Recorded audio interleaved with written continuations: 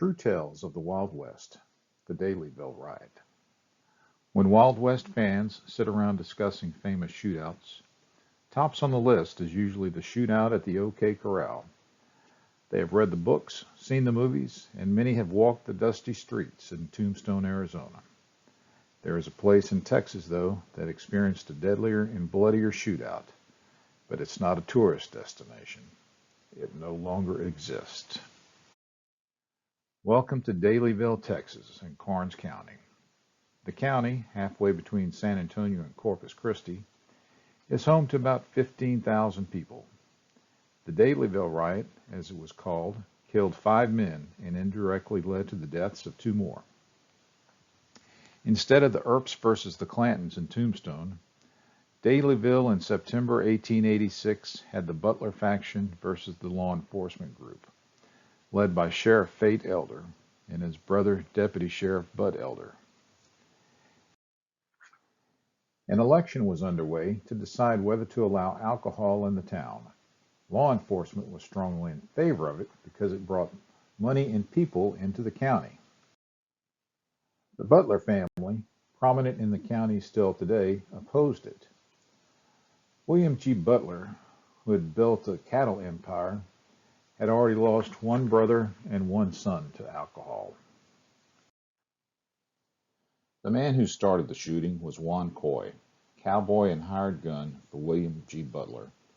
Coy, no stranger to fighting, whether with his fist or gun, killed at least 33 people by one account.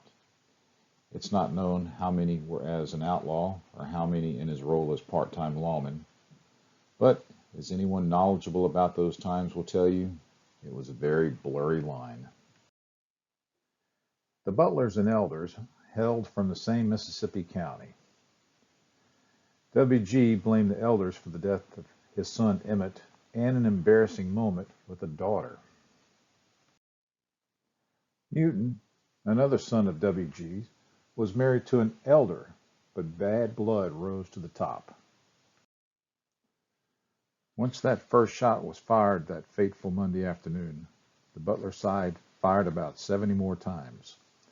The Elders and other law enforcement, just 7.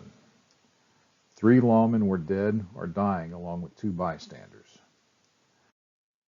Arrests were made with Coy's causing an international incident. Cases went to court in 1887.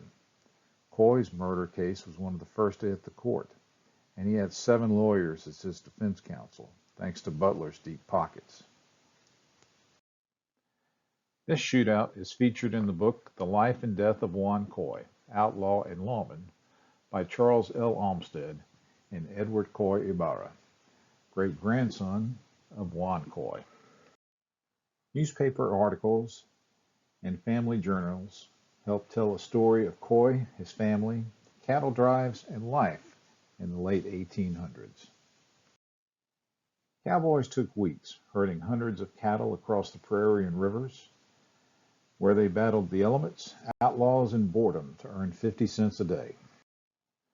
One of the last cattle drives was a few months prior to the shootout, with Butler and some of his cowboys, including Coy, taking 800 head to Dodge City, Kansas, and another 400 to St. Louis.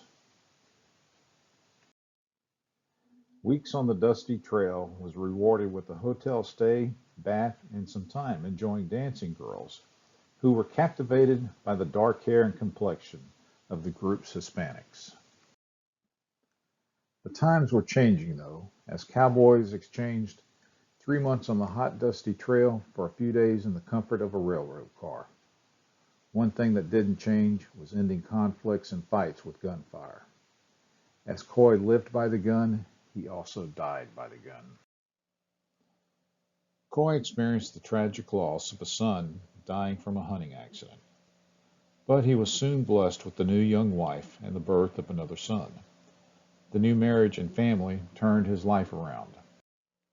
Unfortunately, people remembered the Coy reputation, and they knew there was only one way to win a fight with the short, stocky JuanCoyvid.